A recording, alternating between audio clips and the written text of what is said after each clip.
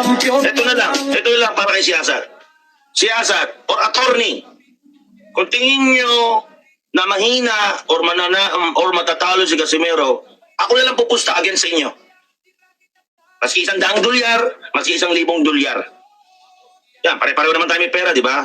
Kung tingin nyo, yung analyze nyo ay tama, ipupusta ko ang 1,000 ko sa inyo. Hello guys, magandang araw o magandang gabi kung saan man kayong lupalok ng mundo ngayon nakatira.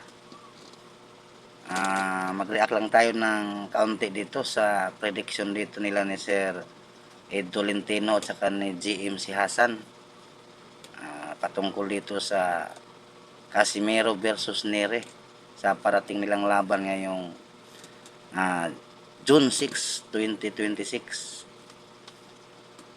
Medyo ako'y parang napukaw yung inis ko dito sa mga anti-Casimero ba,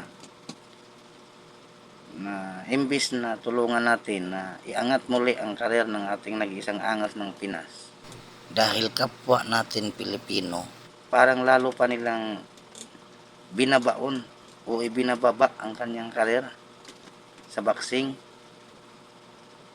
Ayan, may hamon sa inyo si Kuyang Joseph.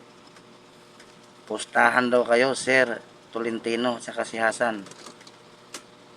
Ngayon, pag di kayo lumaban ni Kuyang Joseph ng pustahan, kung totoo ang inyong prediction at ang hangarin nyo lang ay totoo kayong nag-predict sa kanilang laban na parating, labanan nyo si Kuyang Joseph ng pustahan.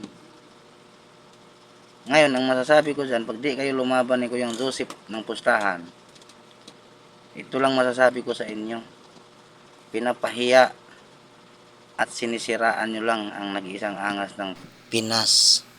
Sa ngayon, napakalakas ni Casimero. Honestly, Casimero mas malaking chance na manalo. I give you one reason. Si Casimero kasi talagang malakas. Para matapos ang lahat yung mga pagdududa nyo, subukan nyo, yung nakadepensa kayo, tapos susuntukin kayo ni Casimero. Kasi parang yung binamaliit yung tao, 3 Division World Champion, kinakatakutan. Hindi naman panibago sa akin yan kasi alam niyo naman, kahit sa bahay ng kalaban ko, kaya ko patulugin. So,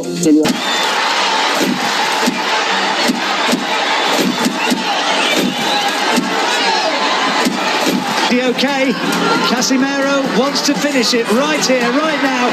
Ako, unfair ang naramdaman ko. Napaka-unfair na ginagawa ng mga tao na yan. Doon, yun ang naramdaman ko, napaka-unfair ang ginagawa nyo eh. Ito na lang para kay siyasat.